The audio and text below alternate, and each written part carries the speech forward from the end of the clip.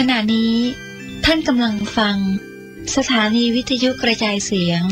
FM 104.5 เมกะเฮิรตซ์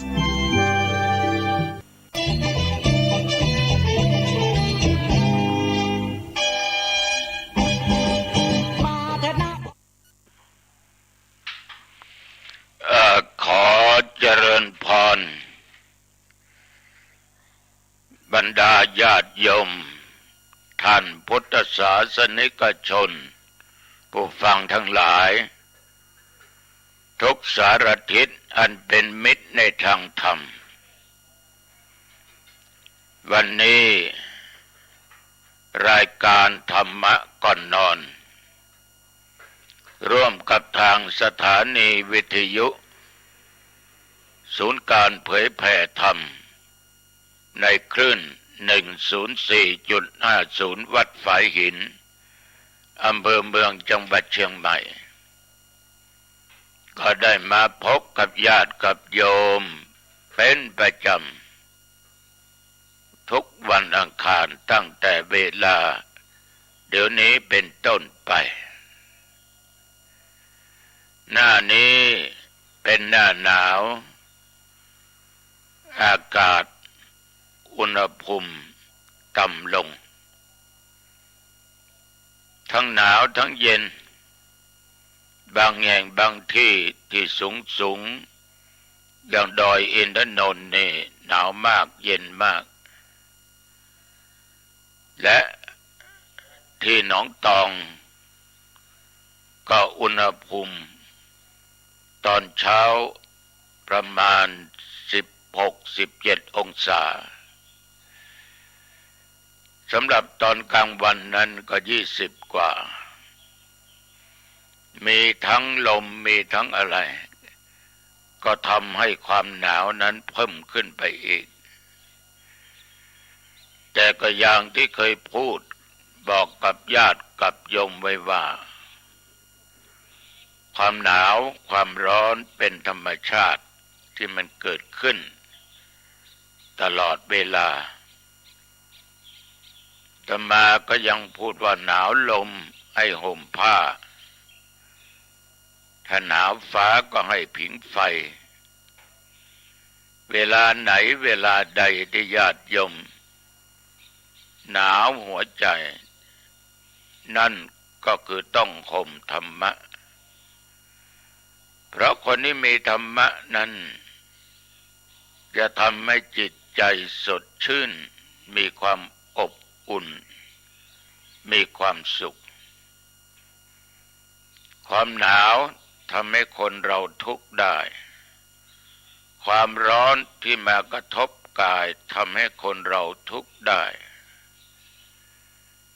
ธรรมะหรือศีลธรรมนี้ทำให้เสมอต้นเสมอปลายทำให้มีความอบอุ่นความอบอุ่นในที่นี้ก็คือจิตใจมันสงบฉะนั้นหนาวลมโยมต้องหาผ้ามาห่มต้องนุ่งห่มผ้ากันหนาวหนาวฟ้าอากาศลมแรงความเย็นมีมาคนโบราณสมัยก่อนก็ดังไฟกันสุมไฟกันแล้วก็นั่งล้อมวงกันผิงไฟบางแห่งบางที่ญาติโยมก็เอาข้าวเหนียวเนี่ยมาปั้นแล้วก็เอาจีข้างใดก็อั่วด้วยน้ำพริกหรือว่าอะไรก็ได้จีแล้วข้าวเอามาจีนั่นมันก็น่าทานก็เอามาทานกันบางแห่งบางที่ก็เผาไม้ข้าวหลามมันดีแล้วสุกแล้วได้ที่แล้วก็มาปลอกแล้วก็แกะเอามากินกันทานกันก็ทำได้หลายอย่างเมื่อนั่งล้อมวงผิงไฟบางท่านบางคนก็ถือโอกาส ปิ้งนั้นปิ้งนี้ไปด้วยไม่ว่ากล้วยไม่ว่ามันอะไรก็ตามก็เรียกว่าหนาวลมให้ผิงไฟนั้นเข้าท่าดีแต่หนาวหัวใจนี่ให้ห่มธรรมะโยมจะอยู่ที่ไหนที่ใดใกล้หรือไกลใต้เหนือตกออกจะอยู่คนเดียวหรือหลายคนก็ตามเราจะต้องมีศีลและมีธรรมเหมือนกับพูดเบื้องต้นว่าเมื่อมีศีลธรรมใจเราก็เป็นสุขมีความอบอุ่นถึงจะไม่ร่ำรวยมั่งมีสีสุขมีเงินมีทองมีข้าวของสัมปติมากมีพอใช้พอจ่ายเราก็มีความสุขถึงจะอยู่กับคนหมู่มากญาติโยมบางครั้งเกิดความกระทบกระเทือนกระแทกแดกดันกันคนที่ห่มด้วยศีลธรรมนั้นก็มีความอบอุ่นไม่มีความทุกข์เพราะเหตุไรเพราะมีศีลและมีธรรมฉะนั้นศรัทธาสาธุชนญาติโยมท่านผู้ฟังทั้งหลายความหนาวความเย็นก็เป็นธรรมชาติความร้อนก็เป็นธรรมชาติเราทุกคนนั้นก็ต้องปรับตัวไปตามธรรมชาติสิ่งเหล่านั้นวันนี้เวลานี้ระยะนี้ดังที่ญาติโยมทั้งหลายได้รับรู้รับทราบเมื่อปลายปี2565สิ่งที่ทุกคนรับทราบก็คือการประชวรของสมเด็จพระเจ้าลูกเธอเจ้าฟ้าพัชรกิติยาภาหรือเราพูดติดปากว่าพระองค์พาอันเป็นที่รักเป็นที่เคารพเป็นที่นับถือของพวกเราทั้งหลายในฐานะที่เป็นพระสงฆ์นิกรของพระองค์ท่านในสถาบันพระมหากษัตริย์พี่น้องญาติโยมเมื่อข่าวนี้รู้กันไปทั่วทุกคนก็ห่วงใยพระองค์เป็นอย่างมากไม่ว่าจะเป็นพระสงฆ์องค์เด่นและญาติโยมท่านทั้งหลายไม่ว่าศาสนาใดๆหน่วยงานองค์กรใดก็ตามก็พากันห่วงใยพระองค์ท่านจนเจ้าประคุณสมเด็จปริยวงศกตญาณสมเด็จพระสังฆราชได้มีพระบัญชาให้พระสงฆ์ทั่วประเทศได้เจริญพุทธมนต์เจริญจิตภาวนาถวายพระพรชัยมงคลให้แก่พระองค์ท่าน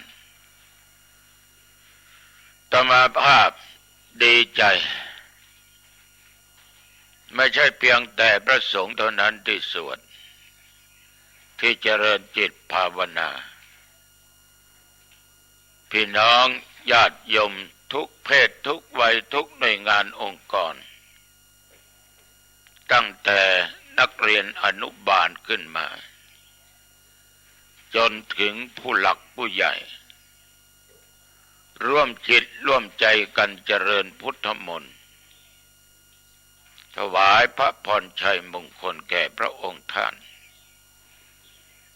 คณะสงฆ์ก็ร่วมกับประชาชนหน่วยงานราชการแต่ละแห่งก็จัดให้มีการเจริญพุทธมนต์เมืองเหนือเราก็ยังมีการตั้งขงชะตาสืบชะตาให้แก่พระองค์ท่านอีกแม้แต่งานส่งท้ายปีเก่าต้อนรับปีใหม่อย่างวัดหนองตองและหลายๆวัดที่ทำกันร เราเคยสวดมนต์กันมาตั้งหลายครั้งวันนั้นจะส่งท้ายปีเก่าต้อนรับปีใหม่ก็สวดมนต์ข้ามปีแต่ทุกคนนั้นจิตใจจดจ่อที่การประชวรของพระองค์พาก็เลยตั้งอกตั้งใจเจริญพุทธมนต์หลายบทแต่ประการสำคัญบทโพชฌงคปริตต้องสวดที่วัดเอาตั้ง9 จบคุณแห่งพระพุทธพระธรรมพระสงฆ์อย่างละ9 จบและบทสวดอื่นๆอีกสวดจบก็ตั้งจิตเจริญภาวนาถวาย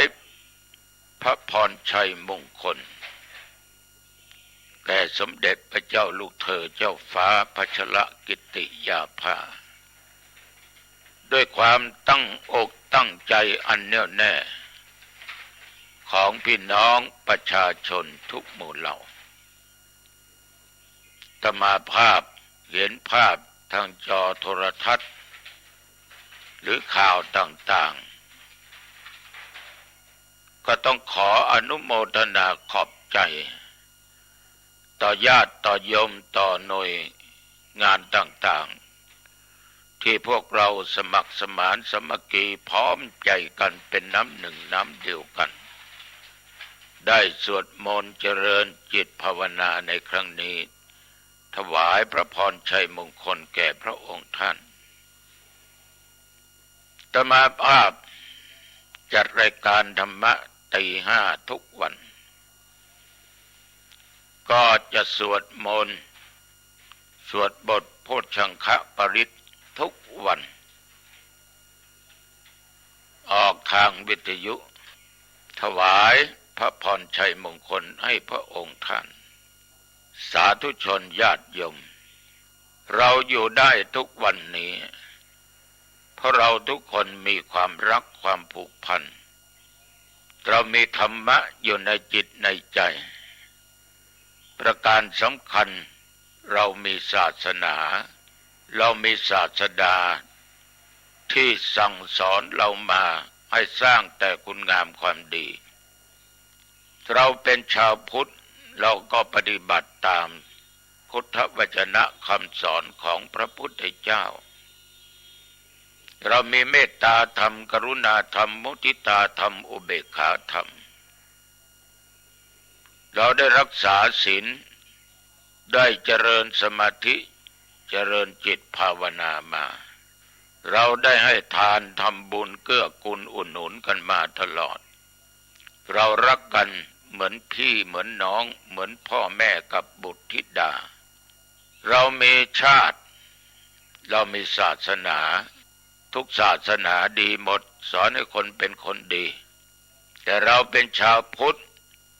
คนไทยนับถือพุทธศาสนานี้มากนะอย่างน้อยก็90%ขึ้นไป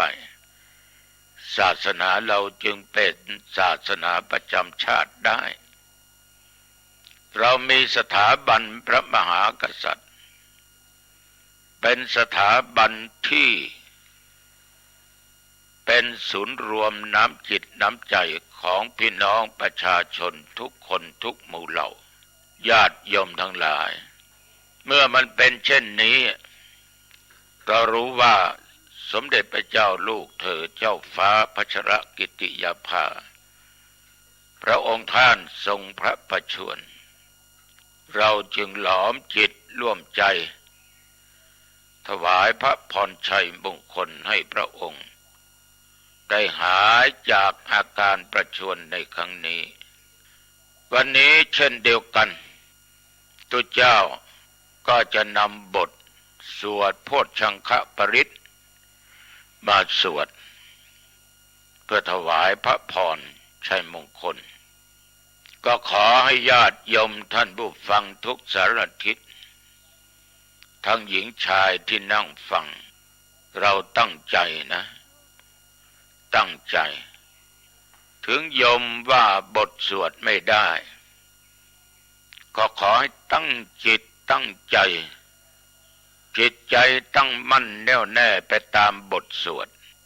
จิตใจตั้งมั่นถวายให้แก่พระองค์ท่านโดยพลังจิตอันแข็งแกร่งอาตมาภาพคิดว่าเราจะได้ช่วยพระองค์ให้หายจากอาการพระประชวรเอานะต่อไปเราไหว้พระกล่าวคำนมัสการเอาพระพุทธพระธรรมพระสงฆ์เป็นสรณะที่พึ่งเสร็จแล้วเราก็มาสวดบทโพชฌังคปริตร่วมกันต่อไปตั้งใจนะโยมนะนั่งให้เรียบร้อยจะนั่งคาสมาธิก็ได้นั่งคาสมาธิก็ได้นั่งพับเพียบก็ได้จะนั่งบนเก้าอี้ก็ได้จะนั่งบนเตียงก็ได้หรือนั่งลำบากนอนก็ได้ไม่เป็นไรขอจิตใจของญาติของโยมมีพลังส่งให้พระองค์ท่านแล้วอาตมาภาพเชื่อแน่ว่าพลังอีกส่วนหนึ่งอันเป็นคุณงามความดีของเราทุกคนนั้นจะต้องย้อนกลับมาเป็นของพวกเราอย่างแน่นอนตั้งใจว่าพร้อมกันนะไหว้พระ อะระหังสัมมาสัมพุทโธภควาพุทธังภควันตังอภิวาเท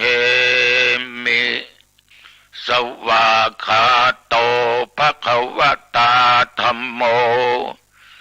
ธัมมังนัมมัสสามิสุปฏิปันโนภควโตสาวกสังโฆสังฆังนัมมามินะโมตัสสะภะคะวะโต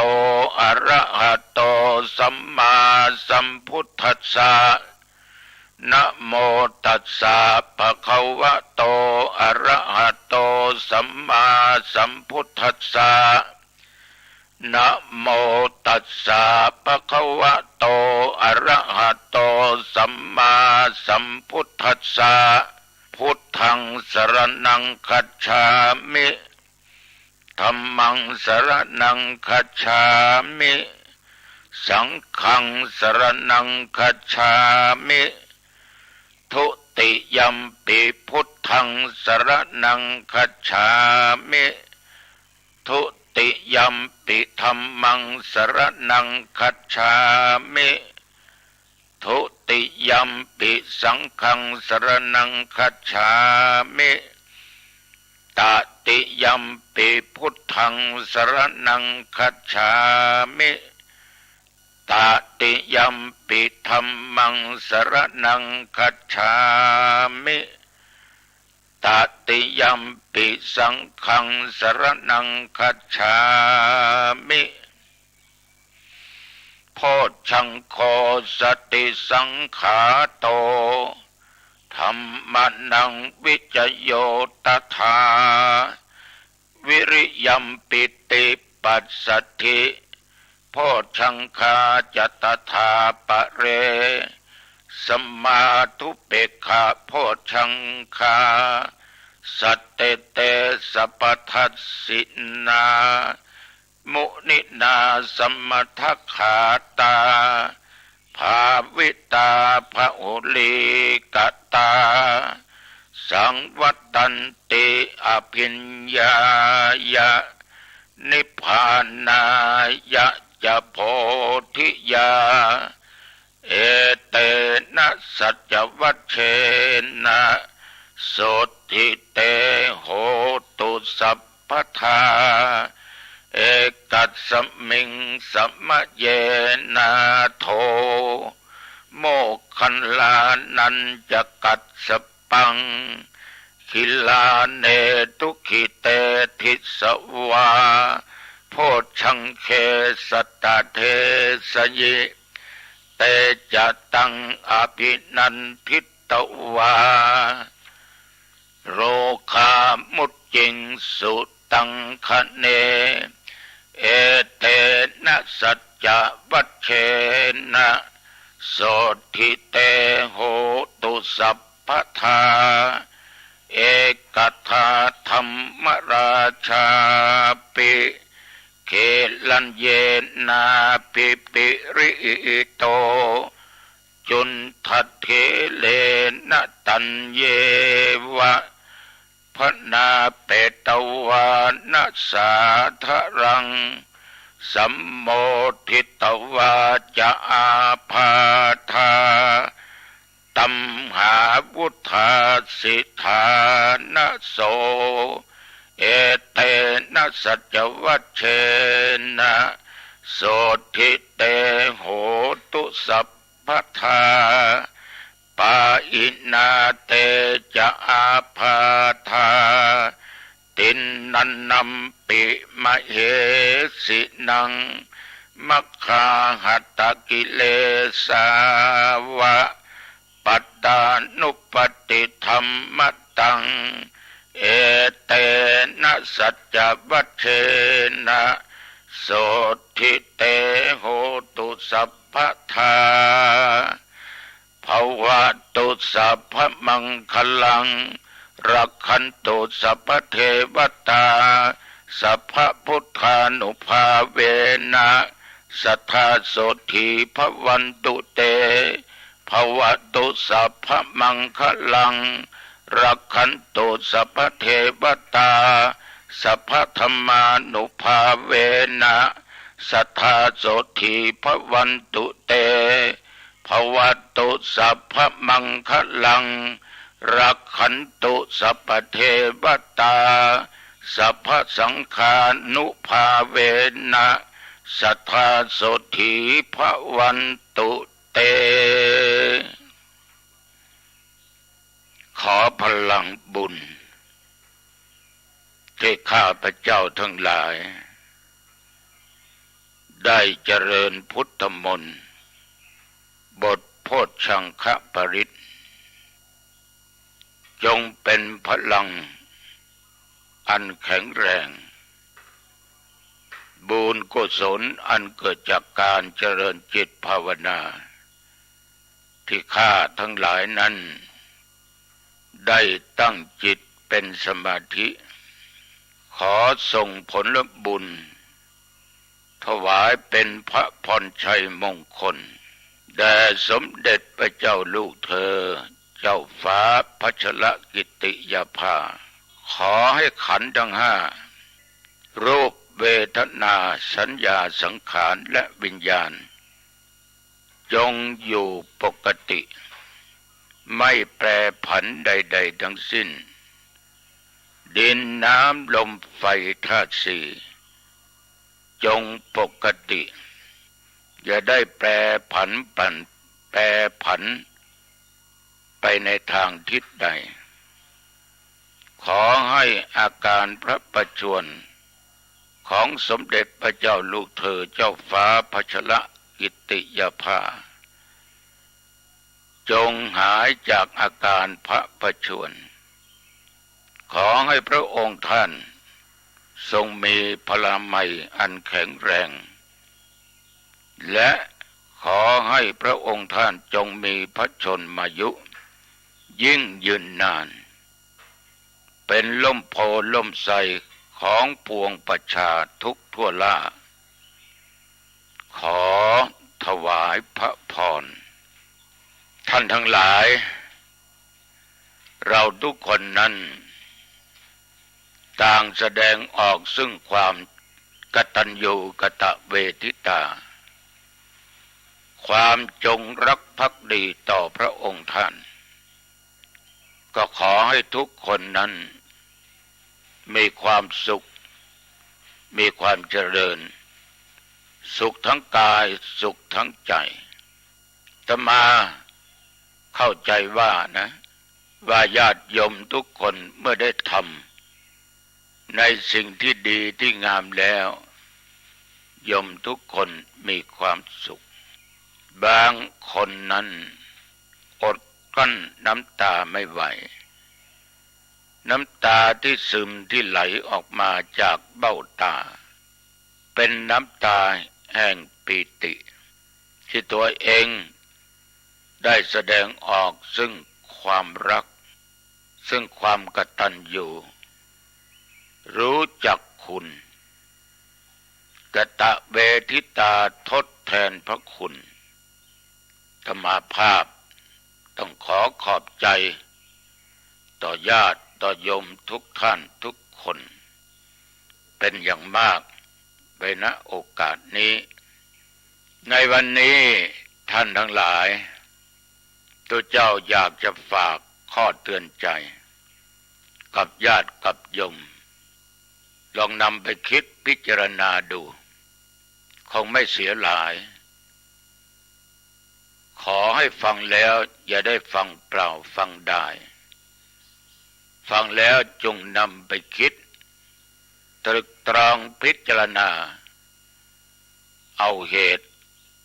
และก็เอาผลการอยู่ของสังคมปัจจุบันนี้ญาติโยมมีปัญหาเกิดขึ้นทุกวันสังคมในครอบครัวระหว่างสามีกับภรรยาระหว่างพ่อแม่กับบุตรธิดาประการสำคัญเรื่องของบุตรธิดาลูกเต้าของญาติของโยมมักจะเกิดปัญหาอย่างนี้บ่อยครั้งลูกไม่ฟังคำสั่งสอนของพ่อแม่ลูกเอาใจตัวเองลูกเอาเพื่อนฝูงเป็นใหญ่ลูกไม่อยู่ในกรอบในเขตอันที่สมควรอาตมาก็ขอฝากว่าทุกอย่างนั้นมันเกิดแต่เหตุไม่ว่าอะไรอะไรก็ตามญาติโยมมันมาจากเหตุทั้งนั้นบางครั้งเราเป็นพ่อเป็นแม่ก็ลืมนึกไปว่าสาเหตุที่ลูกไม่เชื่อฟังคำสั่งคำสอนดื้อไม่ฟังคำสอนใดๆทั้งสิ้นโยมเป็นพ่อแม่ลองสำรวจดูตัวเองคิดในตัวเองในฐานะเป็นพ่อเป็นแม่ว่าเราทั้งหลายนั้นเลี้ยงลูกอย่างไรในหลักธรรมท่านสอนว่ารักใครก็ตามชอบใครก็ตามญาติโยมรักลูกแต่อย่าไปโอลูกอย่าได้ตามใจลูกจนเกินไปเพราะจะทำให้เด็กหรือลูกของเรานั้นเสียนิสัยเหตุที่เราเป็นพ่อเป็นแม่ตามใจลูกเกินไปฉะนั้นเมื่อเราตามใจเขามาตลอด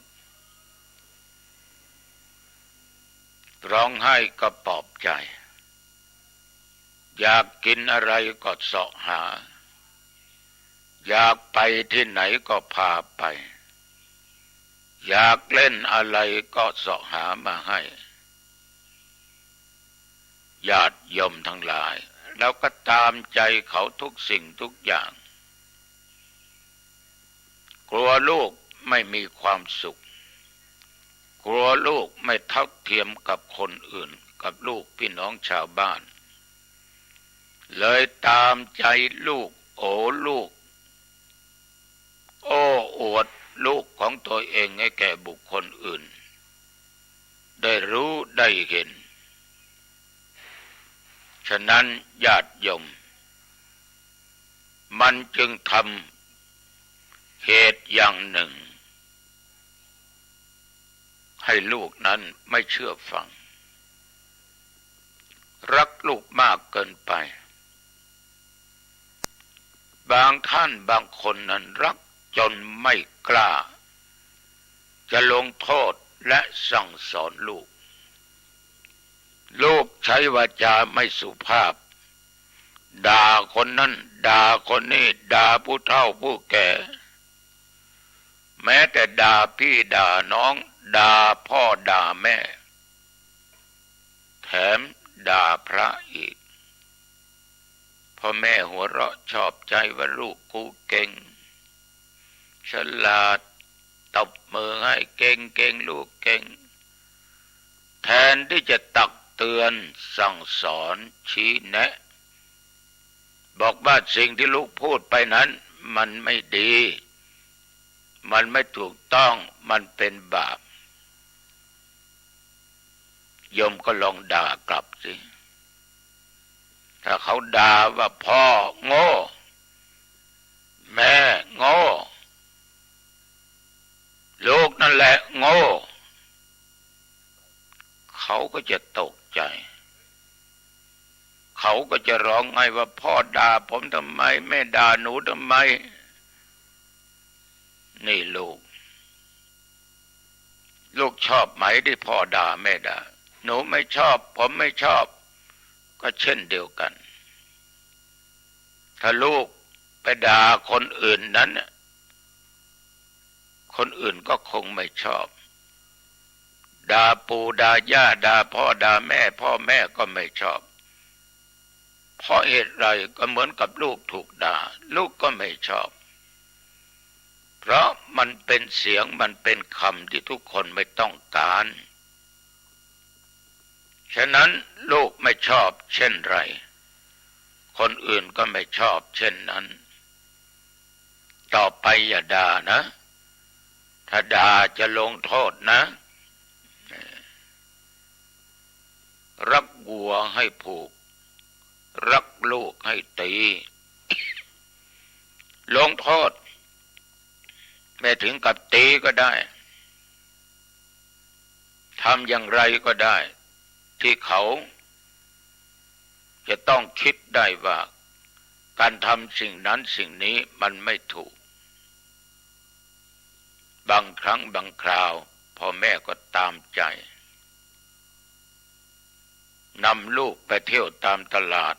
ห้างร้านใหญ่ๆโตๆติดแอร์ลูกเห็นนั้นก็อยากได้ซื้อให้เห็นตุ๊กตาตัวเบ้อเริ่มอยากได้ซื้อให้เห็นรถเห็นอะไรต่างๆนานาที่ราคา1,000 2,000 3,000ซื้อให้ก็เรียกว่าตามใจทุกอย่างอยากจะกินอยากจะทานอะไรก็ซื้อให้ในที่สุดญาติโยมเขาใหญ่ขึ้นมาเขาก็ไม่คิดจะทำการทำงานอยากได้อะไรพ่อแม่ก็จะซื้อให้หมดและ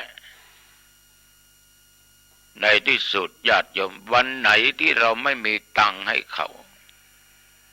มันจะเกิดอะไรขึ้นเขาก็จะบอกว่าพ่อแม่ไม่รักอย่างนั้นอย่างนี้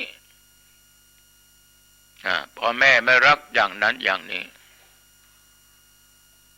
เหมือนมีพระธรรมเทศนาแบบพื้นบ้านล้านนากันหนึ่งพูดถึงพราหมณ์เศรษฐีคนนี้มีบุตรเป็นลูกผู้ชายนี่นะรักมากโอ้มากตามใจทุกสิ่งทุกอย่างจนอยู่ต่อมาลูกเกิดไม่สบายก็มีเงินนี่ก็ทุ่มเทหาหมอหายาอะไรมารักษาในที่สุดญาติโยมยาก็ไม่หายบอกให้ลูกทานข้าวก็ไม่ทานดื่มน้ำก็ไม่ดื่มขัดใจกับพ่อกับแม่ในที่สุดโรคภัยไข้เจ็บมันหนักหนาลูกก็ตายความรักของพ่อแม่มีมากตามใจจนตายเป็นผียังตามใจอยู่นะบอกให้คนใช้ว่าไปสร้างมนดบไว้ที่ป่าช้านะ แล้วเอาเครื่องนุ่งห่มตลอดของเล่นต่างๆที่ลูกชอบไปไว้ถึงเวลาเอาลูกไปฝังไปเผาที่ป่าช้าญาติโยมไปเกิดเป็นเปรตไม่มีข้าวปลาอาหารไม่มีเครื่องนุ่งห่มแต่พ่อรักลูกก็ไม่ถูกที่ไม่ถูกทางใช้คนใช้นั้นเอาอาหารการกินไปส่งทุกเช้าทุกเย็นทำอย่างเงี้ยมาตลอดเป็นเวลานานเป็นปีก็ภูมิอกภูมิใจว่าตัวเองได้เลี้ยงดูลูกรักลูกลูกตายก็ยังรักอยู่เสมอต้นเสมอปลายส่งข้าวให้กินอยู่ทุกวันแต่วันหนึ่งโยมผู้รับใช้นั่นจะไปส่งข้าวญาติโยมท่านผู้ฟังฝนมันตกมาก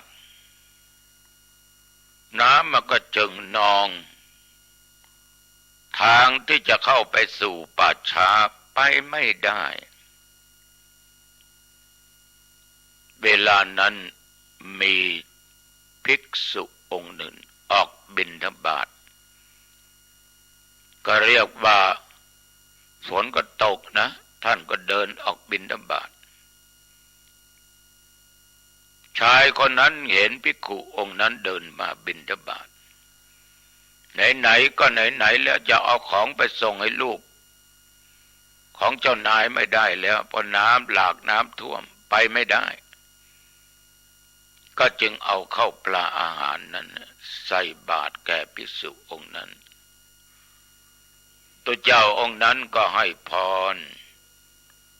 แผ่บุญกุศลให้แก่ลูกชายของพราหมณ์นะไม่ใช่พรานแล้วชายคนนั้นก็ตั้งใจอุทิศส่วนบุญกุศล1 ปีผ่านไปนะสูญเปล่าหมดมีคืนหนึ่งลูกได้มาบอกกับพ่อกับแม่ว่าพ่อแม่ปู่ย่าเมื่อลูกเมื่อหลานมีชีวิตนั้นพ่อแม่รักผมมากผมมากลูกต้องการสิ่งหนึ่งสิ่งใดพ่อแม่ก็เสาะหาให้หมดต้องการจะทานอะไรก็เสาะหาให้หมดเนี่ยตายไปเลย1 ปีไม่ได้กินอะไรเลยไม่มีผ้ามาสวมมาใส่เลย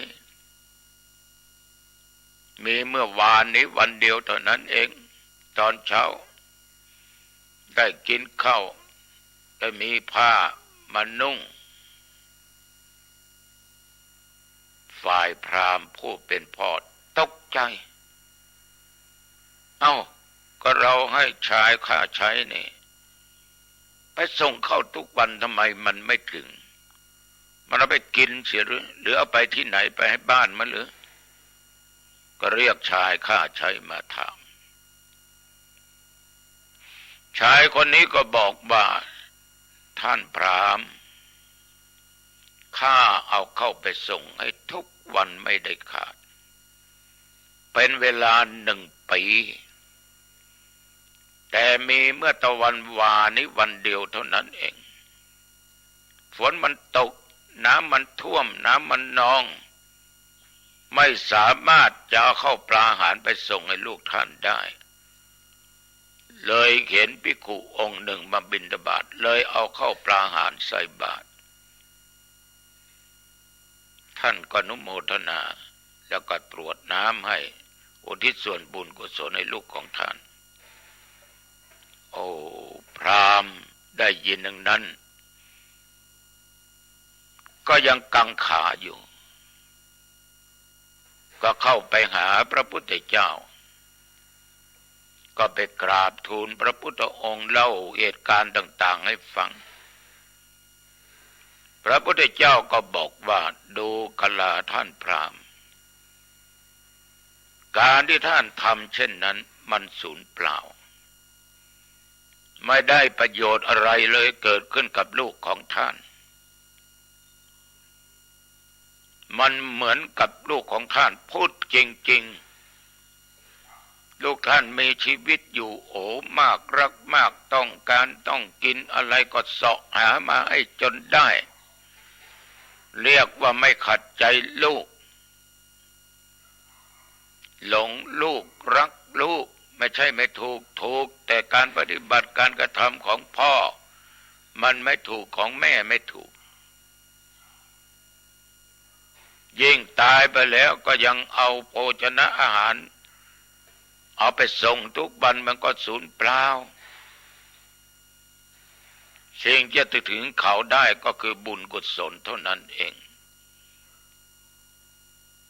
พราหมณ์คนนั้นได้ฟังก็โอ้1 ปีกูทำมาเนี่ยตลอดลูกมีชีวิตกูได้ได้เลี้ยงดูไม่ถูกญาติโยมก็เอาความคิดนี้ไปบอกกล่าวแก่ชาวบ้านทั้งหลายเนี่ยโยมด้านผู้ฟังทุกสิ่งทุกอย่างนี่ถ้าเราทำไม่ถูกต้องมันก็เปล่าประโยชน์เหมือนพราหมณ์คนนี้รักลูกมากพ่อแม่บางคนไม่มีโอกาสเวลาอบรมลูกเต้าเลยไม่มีเวลาที่จะอยู่กับลูกมันจริงนะยิ่งยุคนี้สมัยนี้เกิดมาก็มีคนอื่นมาเลี้ยงพอจะไปฝากโรงเรียนได้ขวบกว่าเด็กก็ไปอยู่ที่โรงเรียนหลายปีเข้าชั้นประถมก็โรงเรียน6 ปีต่อด้วยมัธยมต้นมัธยมปลายอีก6 ปีรวมกับเด็กเล็ก3 ปีมัน9 ปีต่อสถาบันมหาลัยต่างๆอีก4 ปี5 ปีมัน10 กว่าปีลูกมันก็โตเป็นหนุ่มเป็นสาวการที่ได้อยู่กับพ่อกับแม่นั้นไม่ค่อยได้อยู่มีแต่ขออย่างเดียวขอตังค์อย่างเดียวบางครั้งก็โกหกพ่อแม่ว่าไปซื้อนั้นไปซื้อนี้ค่าโน้นค่านี้ก็ไปกินเที่ยวกับเพื่อนกับฝูงสนุกสนานกันไปเป็นวันการเรียนก็เสียทุกคนบอกว่าเราทำถูกก็ถูกตามความคิดแต่ลูกอยู่ห่างไกลพ่อแม่เป็นเดือนเป็นหลายเดือนทั้งหมดก็โทรมาหนังสือบอกมาแจ้งมาย่อมก็ส่งไปไม่มีก็กู้หนี้ยืมสินเลยไม่ได้เห็นหน้ากัน10 กว่าปีลูกเข้าบ้านพ่อไปทำงานแม่ไปทำงานลูกออกบ้านพ่อกลับมาบ้านไม่เห็นกันไม่เจอกันญาติโยมขนาดผัวเมียนะมันคงเป็นเรื่องจริงเขาเล่าให้ฟังมีโยม2 คนผัวเมียนี่ตื่นเช้ามาผัวต้องตื่นแต่เช้าไปทำงานไปเปิดร้านขายของอีกแห่งหนึ่งไม่เคยเจอหน้าเมียไปแต่เช้าเลยกลับมา3 ทุ่ม4 ทุ่มเมียก็อุตส่าห์ทำอาหารไว้เพื่อให้พ่อมากินกลับทานนอกบ้านมาเมียไม่มีตังค์จะซื้ออะไรก็ไม่มีตังค์เลยเขียนหนังสือเรียกว่าจดหมายเอาไว้ที่รองเท้าเพราะสามีเวลาจะไปทำงานต้องสวมรองเท้า วันหนึ่งก็ทำอย่างนั้นแหละสามีจะสวมรองเท้าเอากระดาษแผ่นน้อยๆบอกว่าพี่ขอตังค์หน่อยจะไปหาหมอและเป็นค่าอาหารค่าน้ำค่าไฟสามีก็ตกใจก็ถามว่าทำไมไม่บอกโยมผู้หญิงก็บอกว่าจะบอกอยู่แล้วแต่ไม่มีเวลาเจอกันนี่โยมทั้งหลายลูกของโยมทุกคนไม่ค่อยเจอหน้าพ่อไม่เคยเจอหน้าแม่โยมก็มีโอกาสเวลาชี้แนะนำว่าอันไหนถูกอันไหนควรอันไหนไม่ถูกควรเลยไม่รู้อันไหนผิดอันไหนถูกอันไหนเป็นบาปอันไหนเป็นบุญยิ่งวัดไม่ต้องพูดถึงนะถ้าลูกมาบ้านก็ชวนลูกไปเที่ยวจะพาลูกเข้าวัดนี่ก็ยากแต่ก็มีนะบางครอบครัวพาลูกพาเต้าเข้าวัดวันศีลวันธรรมเพราะลูกอยู่ที่บ้านโรงเรียนก็ปิดตรงวันอาทิตย์วันสำคัญแห่งชาติในทางศาสนาก็พาลูกเข้าวัดทำบุญตักบาตรไหว้พระรับศีลสวดมนต์เจริญสมาธิภาวนาเด็กก็ซึมซาบธรรมะก็เป็นคนใจบุญใจกุศลเป็นคนมีความกตัญญูกตเวทิตาต่อพ่อแม่รู้จักคุณของพ่อแม่รู้จักการทดแทนตอบแทนพระคุณกับพ่อกับแม่ญาติโยมมีหลายครอบครัวที่เป็นอย่างนี้เราทุกคนก็มาคิดว่าเราผิดที่ไม่มีเวลาให้ลูกเต้าของตัวเองไม่ได้ปลอบใจไม่ได้สั่งไม่ได้สอนไม่ได้ชี้ไม่ได้แนะนำท่านทั้งหลายบางครั้งลูกทำผิดเราก็ปลอบโยนประโลมประเล้าตามใจลูกของโยมบางคนทำอะไรผิดไปชกต่อยบ้างลักขโมยบ้างทำโน่นทำนี่บ้างถูกจับนอนในห้องขังพ่อแม่ร้องไห้ตามไปประกันลูกติดเหล้าติดยาสิ่งเสพติดก็ยังว่าลูกกูนี่ดีเก่งมากก็ยังให้การสนับสนุนอยู่ลูกผิดชาวบ้านบอกว่ามันไม่ดีก็บอกว่าลูกของข้าลูกของกูมึงอย่าแตะกูมีตังค์ในที่สุดลูกก็ต้องเสียผู้เสียคนไปอีกประการหนึ่งในญาติโยมพ่อแม่อย่าเคร่งกับระเบียบจนเกินไป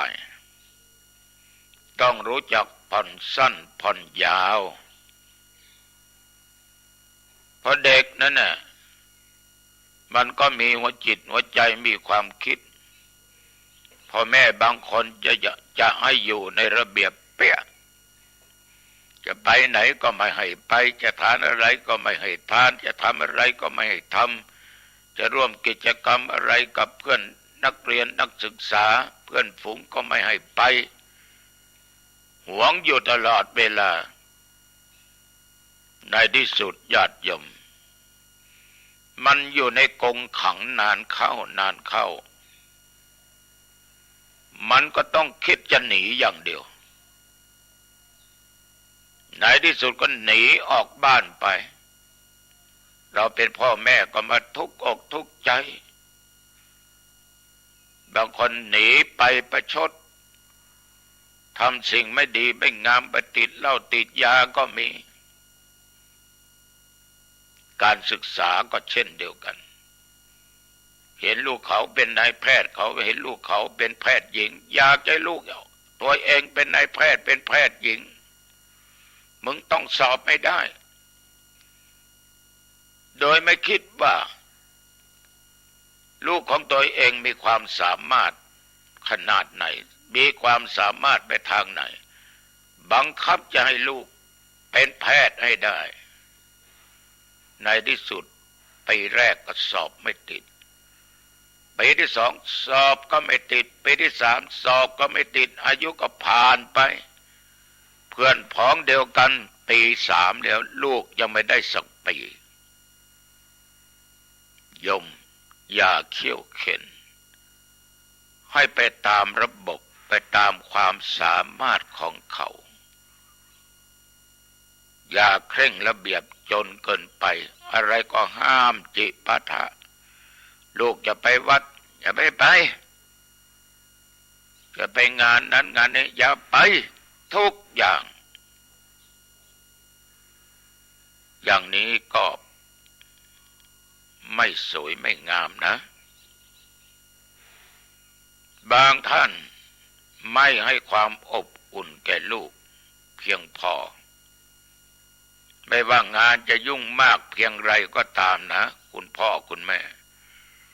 ต้องหาเวลาให้ลูกพาลูกไปวัดพาลูกไปเที่ยวที่โน่นที่นี่บ้างมิฉะนั้นญาติโยมจะน้ำตาตกในภายหลังมันจะลักหนีไปเที่ยวเองจะไปเองอีกอย่างหนึ่งเวลาลูกทำผิดควรบอกควรกล่าวสั่งสอนเพื่อว่าจะได้แก้ไขทันลูกเริ่มดื่มเหล้าดื่มเบียร์เล่นการพนันรู้อย่านิ่งต้องสอนกันมีเวลาต้องให้ต้องชี้ต้องแนะต้องนำว่าไม่ดีอย่างนั้นไม่ดีอย่างนี้นะลูกนะ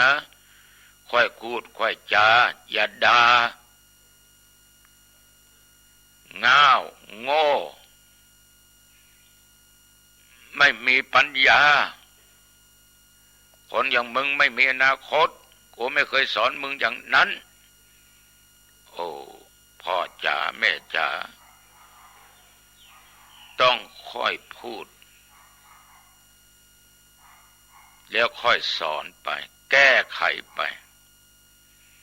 อย่าใช้แต่อารมณ์นั้นยิ่งเป็นอารมณ์ร้อนมันไม่ได้เกิดผลในทางดีมีแต่เสียกับเสียถูกไฟแห่งโทสะมาเผาผลาญเผาทั้งลูกทั้งหลานเผาทั้งตัวเองนั่นแหละอีกประการหนึ่งลูกทำดีก็ให้กำลังใจเขาชื่นชมเขาแต่อย่าออกหน้าออกตามากจนเกินไปนะชื่นชมเขาเพื่อเป็นการให้กำลังใจคนเราทุกคนนี่ญาติโยมต้องการกำลังใจไม่ว่าจะเป็นผู้ป่วยไม่ว่าจะเป็นผู้ทำงานไม่ว่าลูกเต้าจะเรียนหนังสือหนังหาจะทำอะไรคอยให้กำลังใจเขาจะมีกำลังใจต่อสู้แก้ไขในสิ่งที่ผิดให้เป็นสิ่งที่ดีได้ประการสำคัญต้องฝึกให้ลูกรู้จักทำงานตั้งแต่ยังเล็กทำการบ้านกวาดบ้านถูบ้านทำอาหารหุงข้าวซักผ้าจิปาถะพ่อแม่บางคนลูกจะทำอย่าเลยลูกอย่าทำเดี๋ยวพ่อทำให้แม่ซักให้มันรับเสียหมดใหญ่มาลูกมันก็ไม่เคยทำฉะนั้นท่านทั้งหลายอย่าปล่อยให้เด็กอยู่อย่างสบายจนเกินไปมีคนรับใช้มันก็ดีอย่างไม่ดีอย่างเวลาของลูกจะว่างจนเกินไปจะกลับเป็นผลเสียต่อลูกเมื่อเขาโตขึ้นมาจะช่วยตัวเองไม่ได้การเลี้ยงดูลูกนั้นให้แค่ปัจจัยทั้งสี่ยังไม่พอจะต้องให้ธรรมะแก่ลูกท่านทั้งหลาย เราเป็นผู้ให้กำเนิดผู้ให้ชีวิตแก่เขาเราต้องคิดดูดีๆส่วนมากพ่อแม่นี่แหละจะเป็นแบบเป็นอย่างให้กับลูกเต้าพ่อต้องมีศีลแม่ต้องมีธรรมเรียกว่าพ่อก็มีศีลธรรมลูกก็แม่ก็มีธรรมมีศีลกินให้ลูกดูพูดให้ลูกฟังทำงานให้ลูกได้รู้ได้เห็นสิ่งไหนควรสิ่งไหนไม่ควรสิ่งไหนชวนไปสิ่งไหนไม่ควรชวนไปญาติโยมพ่อแม่นี่แหละเป็นไอดอลที่สำคัญลูกจะเสียก็เพราะพ่อและแม่ลูกจะดีก็เพราะแม่และพ่อเขาจึงบอกว่าหน่วยไม้หล่นไม่ไกลต้น